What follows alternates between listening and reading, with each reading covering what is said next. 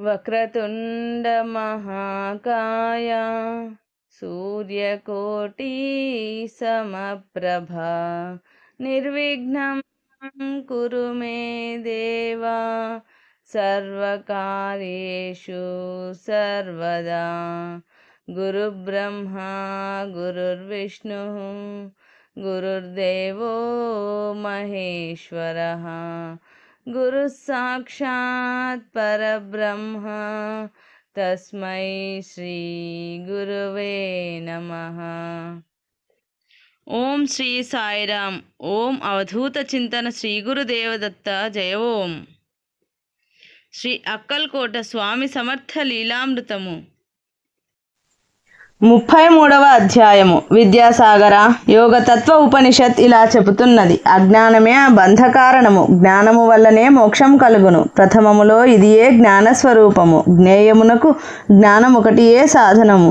జ్ఞానము వలన పరమపదము లభించును. అది ఏ జీవసారము. విభాగములు లేనిది, దోషములు లేనిది, సాక్షాత్తు సత్ చిత్ ఆనంద స్వరూపము. పుట్టుక, ఉనికి, చావు, స్ఫురణ లేక జ్ఞాపకము దానికి లేవు. ఇది జ్ఞానము అనగా ఉత్పత్తి వినాశములు లేని నిరంతర చైతన్యము జ్ఞానమనబడును.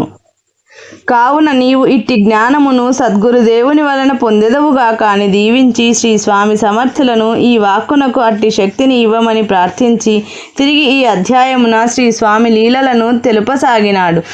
ఆబాజీ బువా రామదాసి గొప్ప వేద పండితుడు, ప్రఖ్యాత కీర్తనాకారుడు. అతడు శ్రీ స్వామి దర్శనానికి అక్కల్కోట వచ్చారు. అయితే అతనికి తన పాండిత్యాన్ని గుర్తించి గౌరవిస్తారు అనే విశ్వాసం ఉండేది. అంతేకాదు అతను గొప్ప విద్వాంసుడను అనే గర్వము కూడా ఉండేది. అతను శ్రీ స్వామి సన్నిధికి వచ్చి నమస్కరించాడు. అయితే శ్రీ స్వామి మొదటి రోజంతా అతనిని గమనించలేదు, దర్శనము కూడా ఇవ్వలేదు.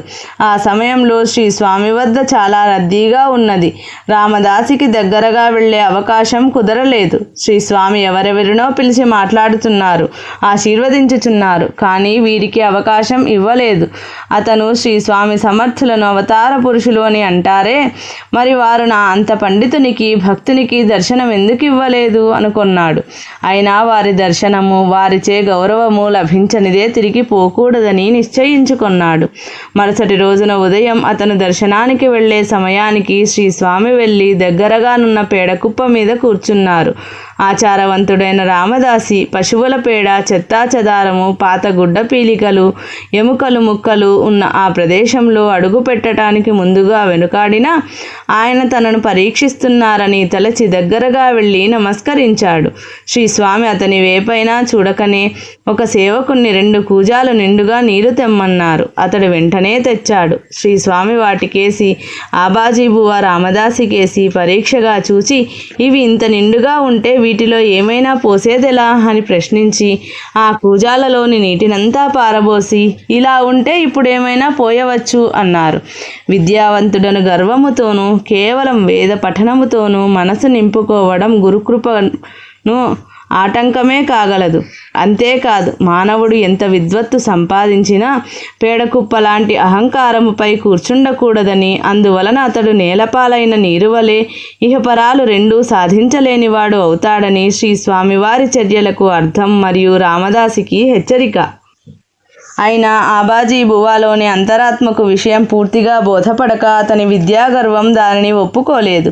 వారు ఆ భావాన్ని త్రోసిపుచ్చారు. మరుక్షణమే శ్రీ స్వామి అతని కేసి కఠినంగా చూచి, ఇంత పవిత్ర గ్రంథాలను వీపుపై మోసినా గాడిదకొచ్చేదేమున్నది అని గట్టిగా చెప్పారు. ఆ మాట వినడంతోనే ఆ పండితులోని జ్ఞానం మేలుగాంచినది. విషయం పూర్తిగా అవగతమైనది. అతను పశ్చాత్తాపముతో శ్రీ స్వామి పాదములపై పడి క్షమించమని కోరాడు. శ్రీ స్వామి చిరునవ్వు నవ్వి దీవించినారు. అతను కొన్ని రోజుల పాటు అక్కల్కోటలోనే ఉండి శ్రీ స్వామిని సేవించాడు. శ్రీ స్వామి అతనికి తన పాదుకలు ఇచ్చి అనుగ్రహించారు. అతను శ్రీ స్వామి వద్ద సెలవు తీసుకుని తన గ్రామం వెళ్ళాడు. నిరంతరము శ్రీ స్వామి పాదుకలను సేవించి తరించినాడు. అక్కల్కోటకు దగ్గరగానున్న లోహర్గావ్ అనే గ్రామంలో బాపు కులకర్ణి అనేవాడు ఉండేవాడు. అతను కంఠంలో బాధ ఉండి వైద్యులను సంప్రదించగా వారు అతని కంఠానికి శస్త్రచికిత్స చేసి రంధ్రమును పెట్టారు. దీని వలన బాధతో అన్న పానీయములు స్వీకరించుటలేదు. అతనికి అది దీర్ఘవ్యాధి అని, మృత్యుముఖంలోనికి తీసుకొని వెళ్ళగలదని ఇతరులు తెలిపిరి. కొందరు మిత్రులు సర్వరోగాలను నివారణ చేయు శక్తి శ్రీదత్త పాదాలకు ఉంది అని, శ్రీక్షేత్ర గాణగాపురం వెళ్ళమని సలహా ఇచ్చారు. అతను కూడా భక్తి కలవాడే. వారి మాటలను, దానిలోని శక్తిని గ్రహించి నేరుగా శ్రీక్షేత్ర గాణగాపురం చేరాడు. అచ్చట శ్రీగురు చరిత్ర నిత్య పారాయణ చేస్తూ నిర్గుణ పాదుకలను దర్శించుచు శ్రీదత్త నామస్మరణం చేయసాగినాడు. కొలది కాలమునకు అతనిలో కవితాశక్తి జాగరణమైనది. అతని కలం వెంట ధారాపాతంగా దాదాపు 400 అభంగాలు వెలువడ్డాయి. అయితే ప్రతి అభంగమునకు 4వ పాదం స్ఫురించక అన్నీ అసంపూర్తిగా ఉండిపోయాయి. ఎంత ప్రయత్నించినా వాటిని పూరించలేకపోయాడు. అతని ఇందులకు తీవ్రముగా వ్యధ చెంది శ్రీ దత్తస్వామిని అధికంగా కీర్తించసాగాడు. ఒకరోజు రాత్రి స్వప్నంలో శ్రీ దత్తస్వామి దర్శనము ఇచ్చి అక్కల్కోట వెళ్ళు అని ఆదేశించిరి. అతను ఆ మరునాడు బయలుదేరి అక్కల్కోట చేరాడు. అతడు వచ్చి శ్రీ స్వామిని దర్శించి నమస్కరించగానే శ్రీ స్వామి చిరునవ్వు నవ్వి అతని అభంగానికి 4వ పాదం చెప్పినారు. క్రమంగా ప్రతిరోజు శ్రీ స్వామిని దర్శించగా వారు అతని 400 అభంగములకు 4వ పాదం చెప్పి దాన్ని పూర్తి చేయించినారు. సరిగ్గా పూర్తి అగునాటికి అతనికి వ్యాధి నయమైనది. అతను అమితమైన భక్తితో మరికొన్ని అభంగములను రాశాడు. అతను దాస్ బాపు అను పేరున ప్రసిద్ధికెక్కినాడు. దేశ్ముఖ్ అనే భక్తుని ఇంట శ్రీ స్వామి ఉన్న సమయంలో నైజాం ప్రాంతం నుంచి ఒక ముస్లిం భక్తుడు శ్రీ స్వామి దర్శనార్థం అక్కల్కోట వచ్చాడు.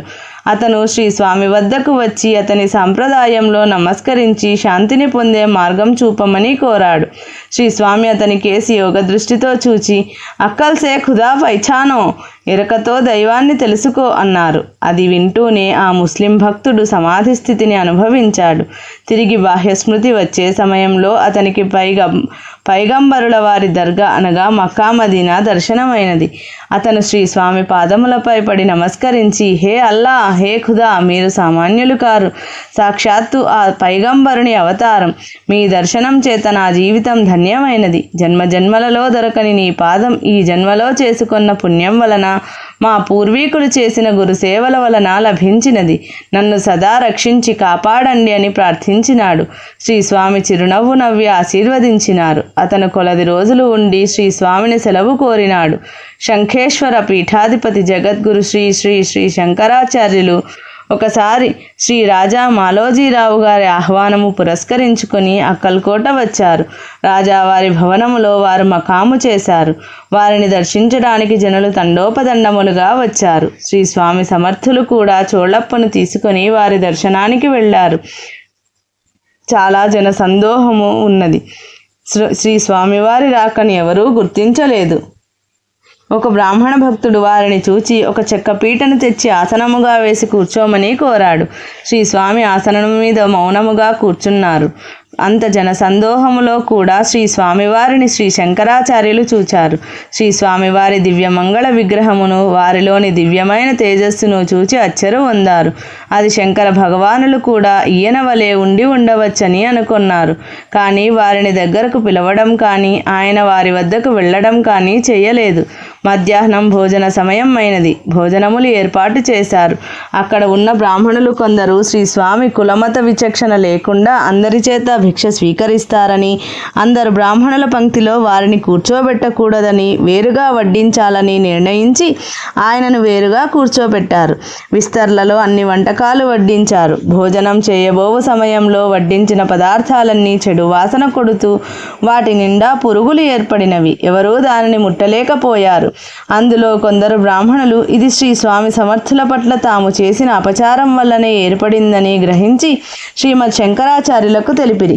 శ్రీ స్వామివారి లీలలను, వారి అనుగ్రహములను పూర్తిగా తెలుసుకున్న శ్రీమద్ శంకరాచార్యుల వారు స్వయంగా శ్రీ స్వామి సమర్థుల వద్దకు వచ్చి వారికి వందన సమర్పణ చేసి వారిని తమతో పాటు విందుకు ఆహ్వానించిరి.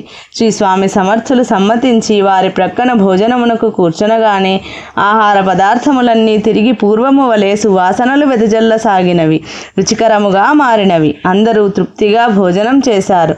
అంతా దానిని శ్రీ స్వామి సమర్థుల ప్రసాదంగా భావించారు. శ్రీ స్వామి ఈ లీలతో తమ అవధూత తత్వము మరొకసారి తెలియజేశారు. అక్కడి బ్రాహ్మణులకు ఇచ్చిన సందేశములో వర్ణ వ్యవస్థ సమాజములో కొన్ని నిర్దిష్టమైన ప్రయోజనాల కొరకు ఏర్పడినదని, దైవము ముందు అందరూ సమానులేనని, ఎవరూ ఎవరికి హృదయపూర్వకముగా వ్యతిరేకులు కాకూడదని, అందరూ సౌభ్రాతృత్వముతో ఉండాలని, అందరికీ తండ్రి ఆ ఈశ్వరుడేనని తెలిపిది. శ్రీ స్వామి సమర్థులు సమాధి అయిన 10 సంవత్సరములకు శ్రీమద్ శంకరాచార్యుల వారు శంఖేశ్వర పీఠాధిపతి అక్కల్కోటకు విచ్చేసి శ్రీ స్వామి సమర్థుల పాదుకలను సేవించి వారిపై కొన్ని సంస్కృత శ్లోకాలు రాశారు. విద్యాసాగర, శ్రీ స్వామి సమర్థులు జగద్గురువులు అని ఈ కథ ద్వారా తెలియచున్నది. మరికొన్ని సన్నివేశములను తెలుసుకుందాము అని చెప్పసాగిరి. సర్వసంగ పరిత్యాగి భక్తానాం జ్ఞానదో గురుః, బ్రహ్మేంద్రో బ్రాహ్మణో జ్ఞాని క్షేత్రజ్ఞ సురవందితః. ఇది విద్యాసాగర శ్రీ నిత్యానందయోగి సంవాద రూపమున శ్రీ దత్తాత్రేయ సంప్రదాయ శిష్య పరంపరలోని శ్రీ శ్రీ శ్రీ స్వామి విఠలానంద సరస్వతి మహారాజు విరచిత శ్రీ అక్కల్కోట స్వామి సమర్థ లీలామృతం 33వ అధ్యాయము సంపూర్ణం.